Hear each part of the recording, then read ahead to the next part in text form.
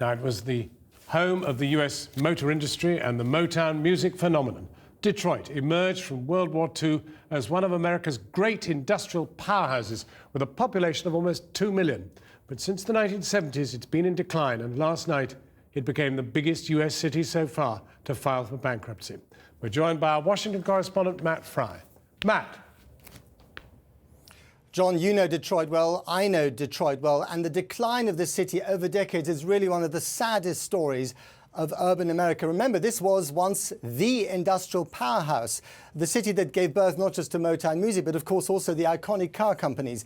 And what seems to have happened, especially in recent years, is that the weight of its debt, especially because of pensions liabilities and healthcare liabilities for the many city workers, plus everything else that you need to run a city, has simply crushed Detroit. And last night, late last night, it declared bankruptcy. At a time when this country thought it was recovering, this really is a bit of a blow to its self-esteem. Across the waters of Lake Erie, Detroit still looks like a great American city. These corporate spires belong to General Motors, Ford and Chrysler, the three big car companies that gave this place its nickname, Motor City, Motors.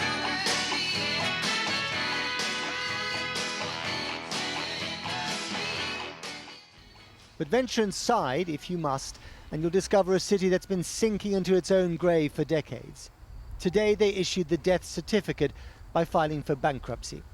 Detroit had accumulated $20 billion in debt, roughly the same as Cyprus. It's telling that the man who's been trying to run the place since March is a bankruptcy lawyer. We didn't make this decision improvidently or in haste. This has been a decision that in one fashion or another has been working its way to the city for the better part of 6 decades. We're finally at a point where we simply cannot kick the can down the road any further. We must address these issues and restore services to the citizens of the city. Reinventing Detroit is putting it rather optimistically. The city ran out of money because it had run out of people. The population is barely a third of what it was in its heyday. Of those, 25% are now unemployed. Result, a shriveled tax base for too many running costs. Much of the city is a deserted wasteland. Power lines are sagging without juice in a place where only half the street lights work. The city is returning to a pre-industrial era of fields and unkempt vegetation, but less bucolic.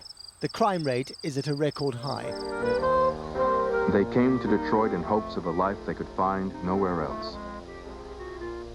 Ford workers enjoyed company picnics, could live in company housing, and even buy the Ford cars they produced. Hard to imagine, but a century ago, this was the crucible of the Industrial Revolution in America. Here, Henry Ford perfected the production line. From here, General Motors conquered the American road. And then, in the late 60s, when the rest of America was also in uproar, things started to go horribly wrong. There were the '67 riots in which 47 people were killed and 7,000 arrested. The rot had set in. Then the destruction was caused by firebombs. Now it is caused by decay. Decades of it. But perhaps the city can get inspiration from the car companies that dominate it. 2 of the 3 giants declared bankruptcy a few years ago, only to re-emerge stronger than ever. While there's an opportunity for the city and there's an opportunity for a lot of people maybe in the future, and I think there could be some great opportunities for young people. If the schools get better, and they need to get better fast, the young people stay in those schools. You can't have a 50% plus dropout rate, which Detroit does have. But if people get ready, there could be a bright future. But for a lot of folks who've been dependent on promises that have been made, it's been clear for a long time those promises could never be kept. But for now, Detroit is a city haunted by almost impossible ifs. It has reached its low point. From here, things can only get better, in theory.